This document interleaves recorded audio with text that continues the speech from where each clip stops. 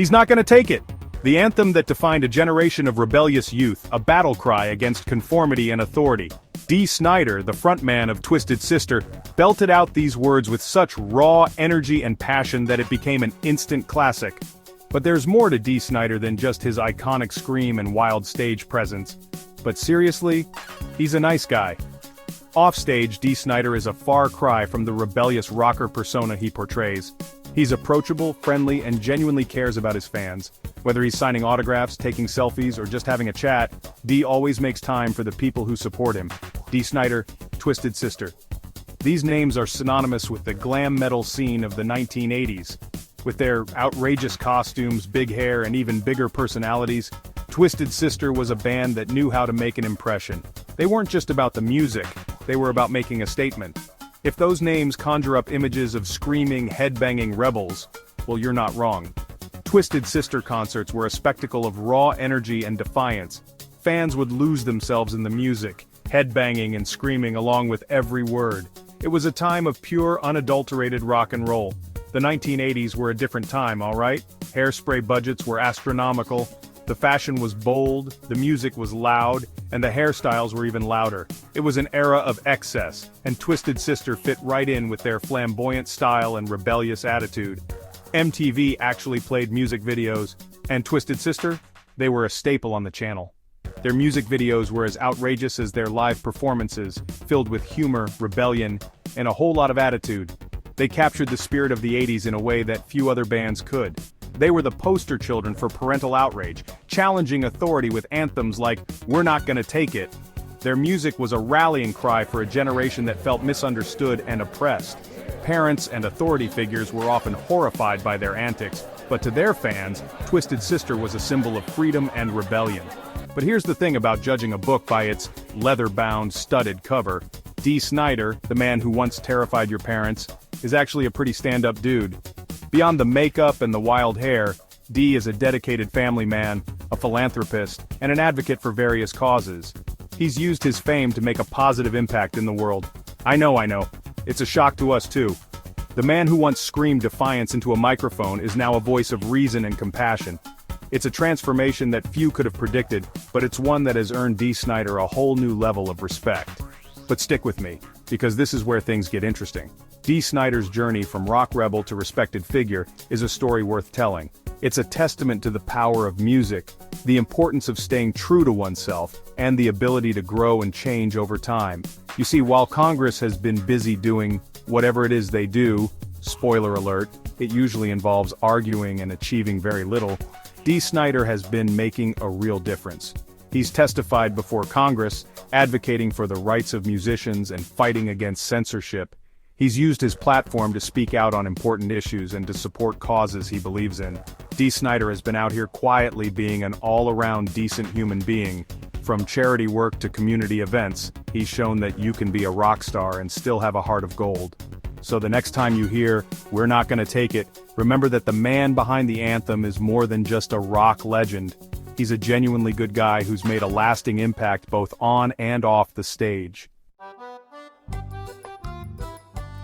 Last year, a story about Snider went viral, and no, it wasn't about him starting a mosh pit at a retirement home.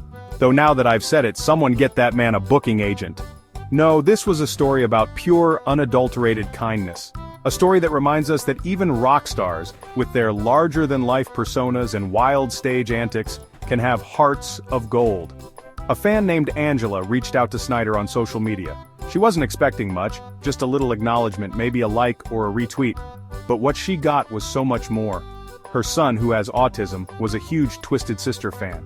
He found solace and joy in their music, something that brought him comfort in a world that often felt overwhelming. He desperately wanted an official band t-shirt, something that would make him feel connected to the band he adored. But these shirts, like many official band merchandise, came with a hefty price tag. Angela, like many of us these days, couldn't really justify the expense. She had bills to pay, groceries to buy, and a family to support. The t-shirt, while important to her son, was a luxury she simply couldn't afford.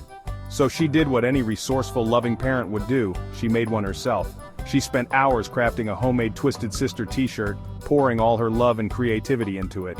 Now, most celebrities would have ignored the tweet or at best tossed out a generic "that's so sweet" response. Not Dee Snider. He saw the tweet and was genuinely moved by Angela's story and her dedication to her son. This man, this rock icon, offered to send the family a whole bunch of official Twisted Sister merchandise, for free. He didn't just send a t-shirt, he sent an entire package filled with goodies, making sure that Angela's son felt truly special, because that's what decent human beings do. They go above and beyond to make a difference in someone's life, even if it's just a small gesture. Dee Snider's act of kindness is a reminder that no matter how famous or busy you are, there's always time to show a little love and compassion. The internet, bless its cynical little heart, did what it does best: it collectively lost its mind. The story went viral with millions of people praising Snider for his generosity. News outlets picked it up, tweets poured in. Snider, in his typical no-nonsense fashion, responded with a simple message: be kind to each other. And that's the thing, isn't it? In a world that often feels increasingly divided and angry, simple acts of kindness can be revolutionary. They remind us that at our core, most of us genuinely want to be good, to do good. And if you think this whole nice guy thing is a recent development for Snider, think again. Dee Snider has been a force of nature in the rock world for decades, and his commitment to making a positive impact is nothing new. From his early days with Twisted Sister, he has always been vocal about issues that matter to him and his fans. Whether it's fighting against censorship or advocating for the rights of musicians, Snider has never shied away from using his voice for good. He's been actively using his platform to speak out against injustice, support charitable causes, and lend a helping hand wherever he can. His dedication to philanthropy is evident in the numerous charity events he participates in, often going above and beyond to ensure that his presence makes a difference. Whether it's raising funds for cancer research or supporting veterans, Dee Snider's heart is as big as his voice, and generally be a positive force. His visits to hospitals where he spends time with children and their families are a testament to his genuine care and compassion. These moments, often away from the spotlight, show a side of Snider that is deeply human and profoundly touching. It's not just about the grand gestures, it's about the small, meaningful interactions that leave a lasting impact.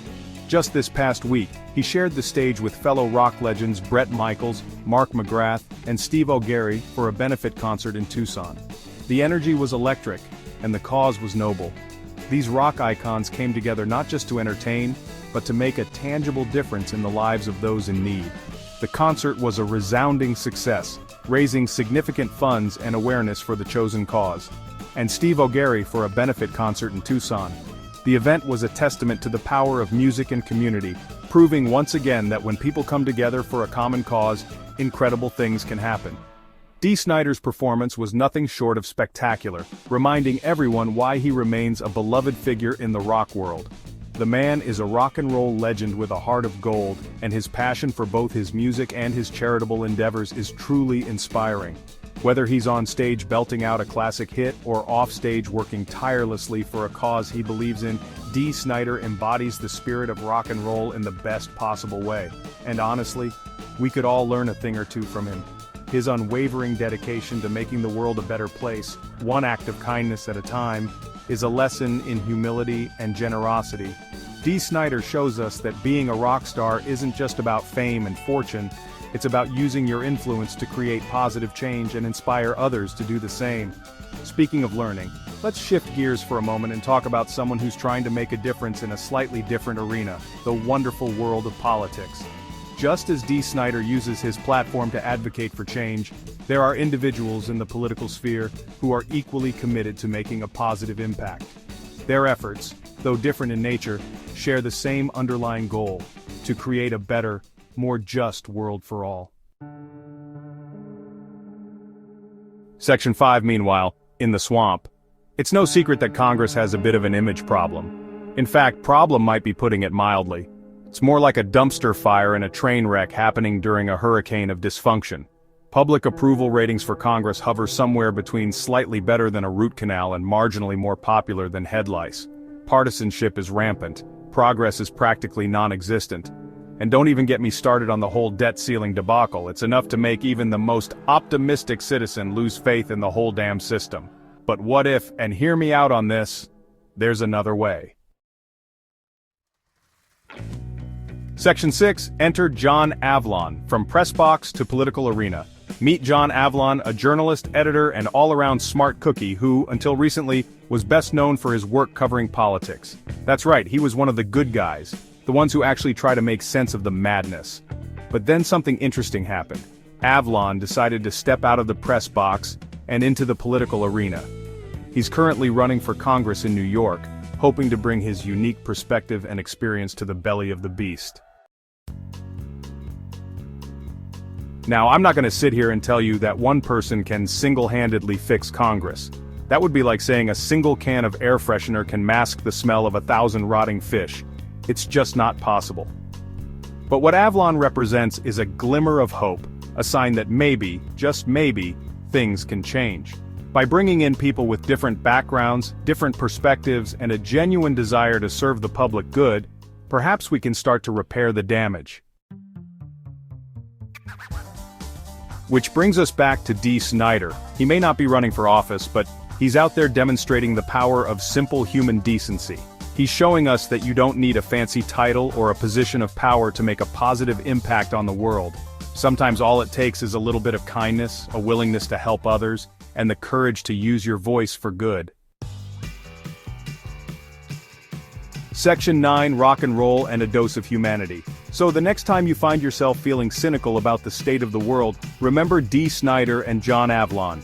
They're proof that even amidst the chaos and dysfunction, there's still hope.